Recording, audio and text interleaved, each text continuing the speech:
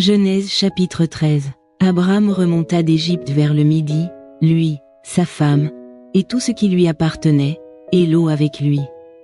Abraham était très riche en troupeaux, en argent et en or. Il dirigea ses marches du midi jusqu'à Béthel, jusqu'au lieu où était sa tente au commencement, entre Béthel et Haï, au lieu où était l'autel qu'il avait fait précédemment. Et là, Abraham invoqua le nom de l'Éternel. Lot, qui voyageait avec Abraham, avait aussi des brebis, des bœufs et des tentes. Et la contrée était insuffisante pour qu'ils demeurassent ensemble. Car leurs biens étaient si considérables qu'ils ne pouvaient demeurer ensemble. Il y eut querelle entre les bergers des troupeaux d'Abraham et les bergers des troupeaux de Lot. Les Cananéens et les Phéréziens habitaient alors dans le pays. Abraham dit à Lot, qu'il n'y ait point, je te prie, de dispute entre moi et toi, ni entre mes bergers et tes bergers. Car nous sommes frères, tout le pays n'est-il pas devant toi? Sépare-toi donc de moi.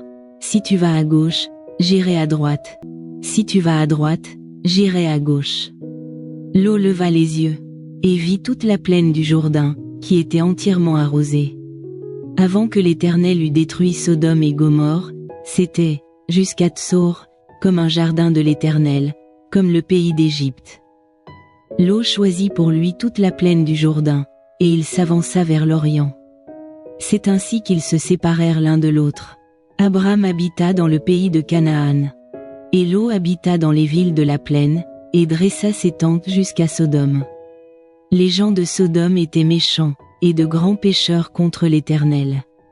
L'Éternel dit à Abraham, après que Lot se fut séparé de lui, lève les yeux, et, du lieu où tu es, regarde vers le nord et le midi, vers l'Orient et l'Occident, car tout le pays que tu vois, je le donnerai à toi et à ta postérité pour toujours. Je rendrai ta postérité comme la poussière de la terre, en sorte que, si quelqu'un peut compter la poussière de la terre, ta postérité aussi sera comptée. Lève-toi, parcours le pays dans sa longueur et dans sa largeur, car je te le donnerai. Abraham leva ses tentes, et vint habiter parmi les chênes de Mamré, qui sont près d'Hébron, et il bâtit là un autel à l'Éternel.